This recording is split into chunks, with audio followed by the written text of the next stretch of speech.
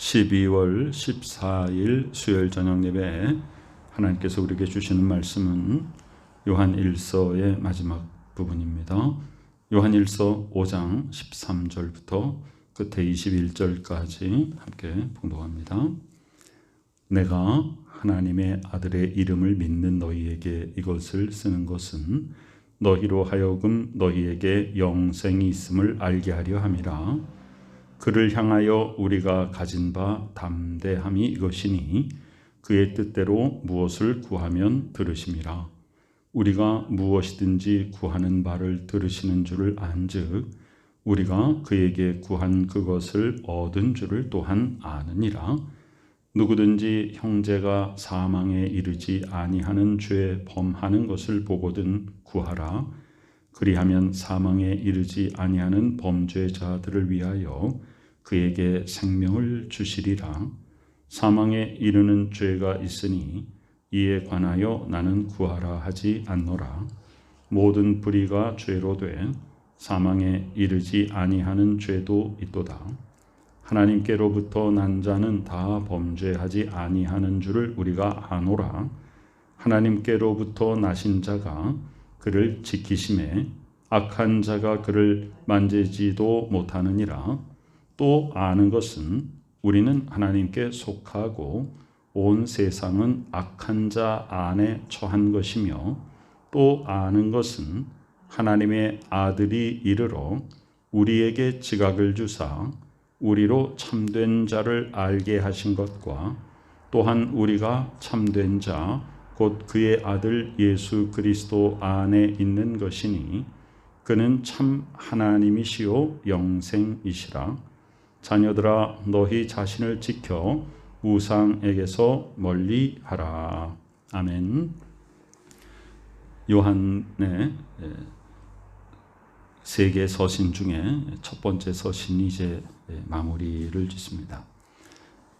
요한 2서와 3서는 각각 한 장씩밖에 없는 아주 짧은 글이지만 요한 1서는 5장까지 있죠. 5장 정도 되면 뭔가 이렇게 시작과 또 본론과 또 결론 또 기승전결 이런 형식을 갖추기에 충분합니다. 자, 이제 마지막, 우리가 편지 글의 마지막은 그동안 했던 이야기를 종합하면서 아쉬움이 없도록, 내가 못다한 말이 없도록 그렇게 마지막 당부를 되게 하게 되죠. 그러다 보니까 여러 가지 얘기들, 내가 못다한 얘기들을 여기에 쭉 나열하는 그런 느낌을 우리가 받죠. 그래서 정말로 사랑하는 성도들을 향해서 사도 요한이 하나님 아버지의 뜻을 조목조목 전하고 있습니다. 내가 하나님의 아들의 이름을 믿는 너희에게. 그래서 이제 마지막 단락에는 그동안 사랑하는 자여 나의 자녀들아 여러 가지 표현을 했지만 여기 하나님의 아들의 이름을 믿는 너희라고 호칭하고 있습니다. 이것을 쓰는 것은, 그러면 이 편지를 쓰는 목적은 너희로 하여금 너희에게 영생이 있음을 알게 하려 함이라. 그러면 여기에 영생이 있다는 건 결과죠. 그러면 영생의 조건은 무엇이냐? 하나님의 아들의 이름을 믿는 것이다. 그죠? 예수 그리스도를 영접하는 자, 곧 그 이름을 믿는 자들에게는 영생이 있다. 그를 향하여 우리가 가진 바 담대함이 이것이니 그의 뜻대로 무엇을 구하면 들으심이라. 우리가 하나님을 믿는 자로서 우리에게 여러 가지 확신과 특권이 있죠. 그 중에 하나가 무엇이에요? 기도해서 응답받는 것입니다. 자, 기도한다는 것은 우리에게 기도할 수 있는 권세가 있는 것이죠. 기도하는 우리가 기도를 받으신 하나님과의 관계 형성이 되어 있을 때 우리는 그 기도에 응답받을 자격이 있는 것입니다. 나랑 아무 상관없는 다른 사람이 나에게 뭔가를 부탁하면 그 사람이 누군지도 모르는데 내가 어떻게 들어주겠습니까? 그러나 내 자녀가 나에게 무엇을 원하면 기꺼이 그것을 해주는 것과 마찬가지로 내가 하나님과 아버지와 자녀의 관계를 맺었을 때 자녀인 우리의 기도를 아버지께서 들으시고 응답해 주시는 것입니다. 그런데 여기 전제 조건이 있죠.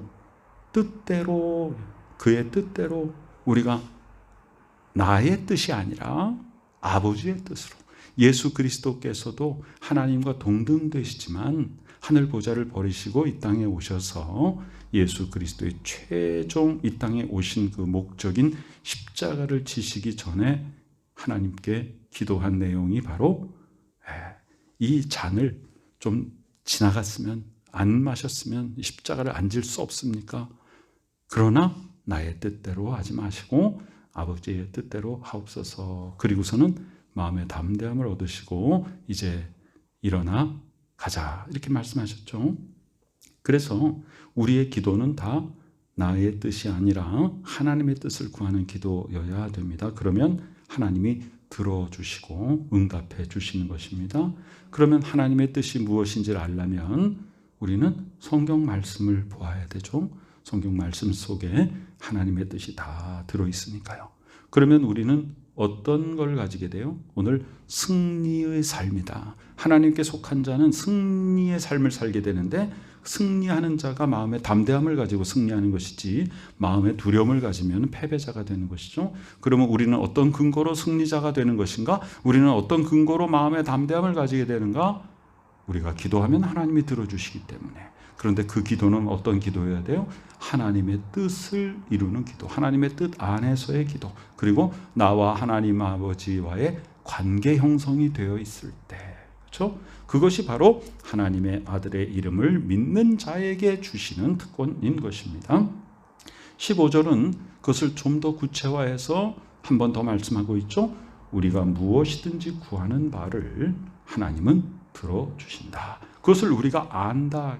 우리 믿음이라는 게 뭐예요? 믿음이라는 것은, 믿음 없는 사람은 항상 염려하고 걱정하지만 믿음이 있는 사람은 하나님이 다 알고 하나님께 구하면 하나님이 들어주신다라는 것에 대해서 우리는 이미 알고 있고 믿고 그것을 경험하고 살기 때문에 우리에게 염려거리가, 세상 사람들이 보기에는 염려거리가 있어도 우린 그걸로 염려하지 않습니다.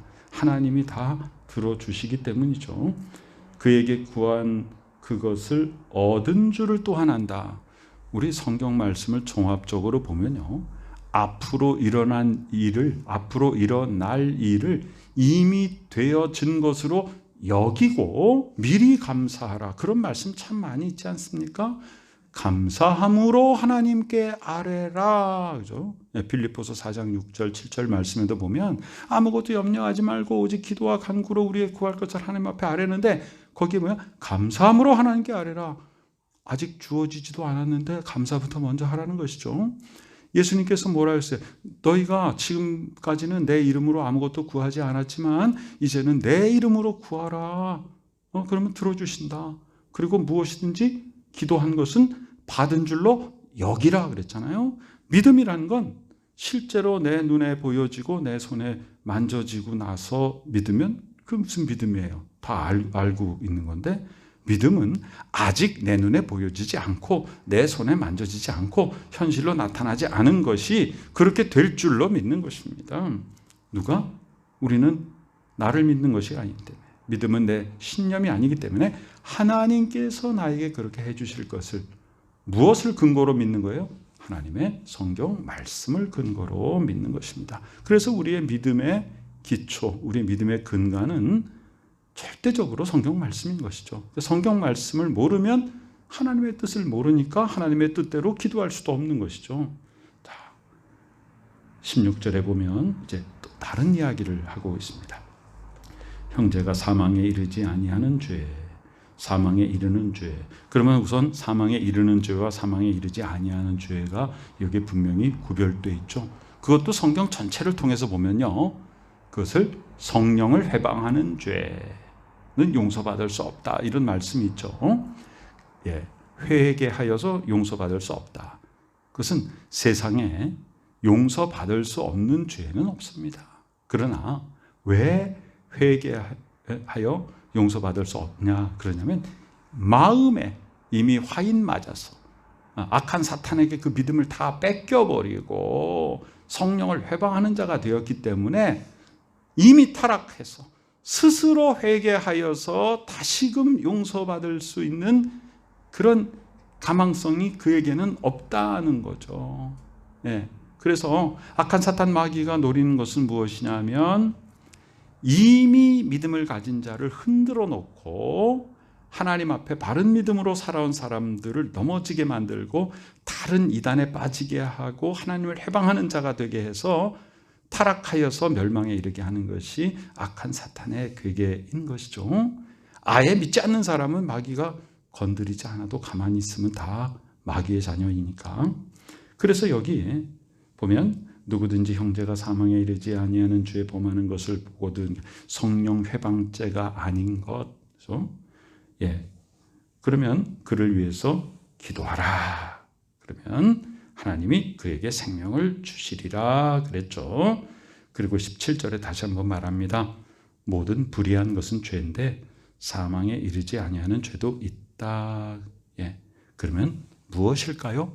요한일서에서 특별히 여기 보니까 사도 요한의 좀 마음, 감정 이게 들어있죠. 어떤 것에 대해서? 바로 영지주의자라는 이단에 대해서입니다. 그래서 요한일서 전체 내용을 보면요, 여기에 사망에 이르는 죄는 구체적으로 뭐예요? 바로 영지주의자들, 그 이단에 속한 자들이란 말이에요. 그러니까 얼마나 이단이 무서운 거예요. 한 번 바른 믿음을 가졌다가 이단에 빠져버리면요, 좀처럼 거기서 나오기란 참 어려운 일이죠. 자, 18절에서 다시 또 말씀이 전환됩니다. 하나님께로부터 난 자는 범죄하지 않는다. 그것을 우리가 안다. 안다는 거죠. 지금 요한 1서 전체에 보면요, 안다라는 단어가 종종 등장하고 있는데요, 이 안다가 바로 그노시스란 말이에요. 경험하여 안다, 깨달아 안다. 그냥 지식적으로 관념적으로 아는 것이 아니라 내가 경험하여 깨달아 안다. 그래서 그것은 믿음과 직결되는 것이죠. 우리가 그냥 맹목적인, 그런 광신적인, 그건 뭐예요? 아는 게 없는 믿음이죠. 분별력이 없이 뭘 믿는지도 모르면서, 마치 사도 바울이 전도여행 갔을 때 사람들이 우상 숭배를 할 때 알 수 없는 이 우상인데 알 수 없는 우상이다. 뭘 하는지도 모르고 사람들이 모여들었다. 이런 얘기들이 이제 가끔 나오지 않습니까? 그러니까 내가 지금 뭘 믿는지도 모르고 여기 왜 왔는지도 모르고 왜 내가 소리쳐 외치는지도 모르는, 그것은 알지 못하고 믿는 잘못된 것입니다. 그래서 안다라고 하는 게 굉장히 중요한 거죠. 그런데 영지주의자들은 우리가 안다 이거죠. 그런데 사도 요한은 영지주의자들은 너희들은 안다라고 하지만 결국은 모른다. 진짜 아는 것은 뭐냐면 예수 그리스도가 하나님의 아들이시고 그가 육신으로 오신 것을 믿는 것이, 그것이 진짜 아는 거다. 그게 바로 요한일서의 큰 흐름이잖아요. 하나님께로부터 났단 말에 우리가, 그러면 우리는 무엇을 아는가? 하나님께로 난 자는 범죄하지 않는 것을 우리는 알고 믿습니다. 하나님께로, 왜? 하나님께로부터 나신 자가 예수 그리스도. 예수 그리스도께서 바로 우리를 지켜주시기 때문에 우리를 범죄하지 않도록 지켜주신다. 악한 자가 그를 만지지도 못하게 지켜주신다. 우리는 악한 자가 만지지도 못하도록 예수께서 지켜주시는 자입니다. 그것을 알고 믿는 것이죠. 또 아는 것은 뭐냐? 우리는 하나님께 속하고 온 세상은 악한 자 안에 처한 것이다. 이 세상은 불의의 세상, 세상의 가치관이 지배하고 물질 만능주의가 최고인 줄 알고 하나님의 뜻과 반대되는 방향으로 치달아 나가고 있는 이 세상이다.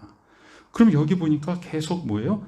안다. 그죠? 18절에도 그렇게 하는 줄을 안다.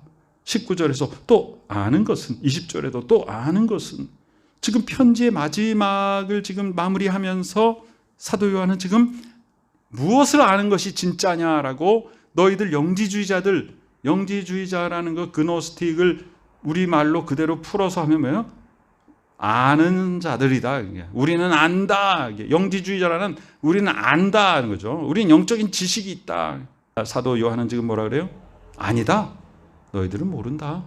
우리가 안다. 무엇을 아는가?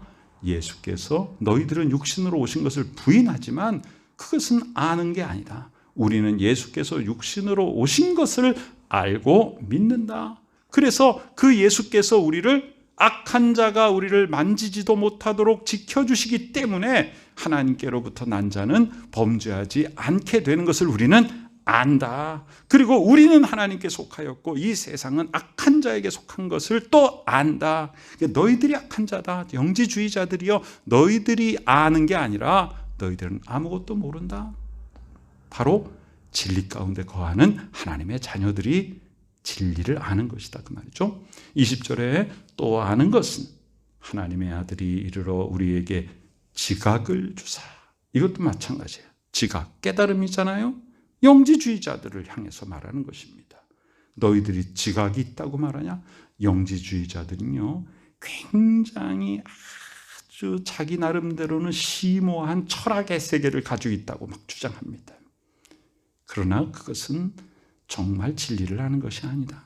그것은 한낱 궤변일 뿐이다. 우리에게 지각을 주셨다. 깨달음을 주셨다. 생각하고 알 수 있는 능력을 주셨다.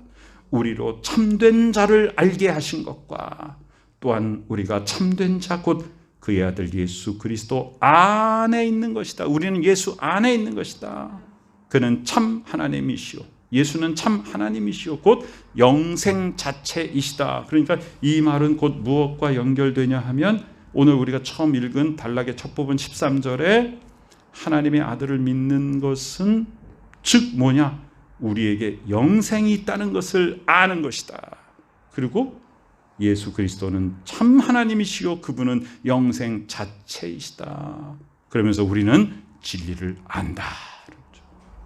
자녀들아, 너희 자신을 지켜 우상에게서 멀리하라. 요 구체적으로 말하면 여기서는 영지주의자로부터. 이 우상은 지금 우리에게 뭐예요? 이단들, 또 세상의 물질 만능주의들, 세상의 권력을 추구하는 것들, 세상에서 땀을 흘리지 않고 요령을 부려서 갑자기 뭔가를 얻으려고 하는 성실하지 못한 그런 태도들, 이런 모든 것들이 우리에게 우상이 되는 것입니다. 우상의 정의가 뭐예요? 하나님 아닌 다른 것에 우리가 마음을 쏟으면 다 우상이죠. 우리는 지금 시대에 살아가면서 바로 진리의 말씀만이 나를 살리는 나의 삶의 기초와 근간이 된다는 것을 언제나 잊지 말아야 됩니다. 우리는 무엇을 아는 것입니까? 우리는 진리를 아는 것입니다. 우리는 세상 사람들이 살아가는 세상의 요령을 안다. 성공하는 법을 안다. 돈 많이 버는 법을 알고 있다. 남보다 더 앞서가는 법을 알고 있다. 우리는 안다. 그러나 그것은 진리를 아는 것이 아니죠. 우리는 참 생명이 무엇인지를 압니다. 그 생명이 바로 예수 그리스도 자체이신 것을 압니다. 예수 그리스도는 하나님과 동등한 그분이심을, 하나님이심을 우리는 압니다. 예수 그리스도는 하나님께서 우리에게 보내주신 육신을 입고 오신 하나님의 독생자여 구세주인 것을 우리는 알고 믿는 것입니다. 그것이 바로 그리스도인의 지식이요, 우리가 그것이 그리스도인이 아는 것이요, 그것이 바로 하나님께서 우리에게 주신 지각을 가지고 바로 알고 바로 믿는 것입니다. 이것으로서 세상의 권세를 우리는 이기고 비진리 가운데서 진리를 가지고 이 세상을 이끌어가는 능력을 발휘할 수 있는 것입니다. 세상 풍조를 따르지 아니하고 하나님의 말씀의 법 가운데 든든히 바로 서서 진리의 영이 우리를 인도하여 주셔서 언제나 말씀 가운데 깨닫고 깨달음 따라 순종하여서 하나님이 기뻐하시는 복된 삶의 열매 맺는 하나님의 자녀들이 되시기를 간절히 축원합니다. 아멘. 아버지 하나님의 은혜 감사드립니다. 오직 말씀만이 우리에게 참 진리가 무엇인가를 깨닫게 하여 주시고 그 말씀을 통하여 우리는 예수님이 곧 하나님이시며 예수님이 곧 영생 그 자체이심을 알고 믿고 그대로 행할 수 있도록 우리에게 은혜를 베풀어 주시니 감사드립니다. 말씀의 은혜가 우리 가운데 넘쳐나서 그것을 지켜 행함으로써 복된 삶의 열매를 통하여서 이 세상을 새롭게 하는 그리스도의 능력을 바라는 복된 저희들이 되게 하여 주시옵소서. 지금은 우리 구주 예수 그리스도 귀하신 은혜와 하나님 아버지 크신 사랑하심과 성령님의 놀라운 역사하심이 이 시간에 참 진리를 알고 그 진리를 따라 행하여 하나님을 기쁘시게 해드리며 이 세상을 변화시키는 복된 하나님의 백성들, 믿음의 식구들의 머리 위에 지금부터 영원까지 함께 계시옵기를 간절히 축원하옵나이다. 아멘.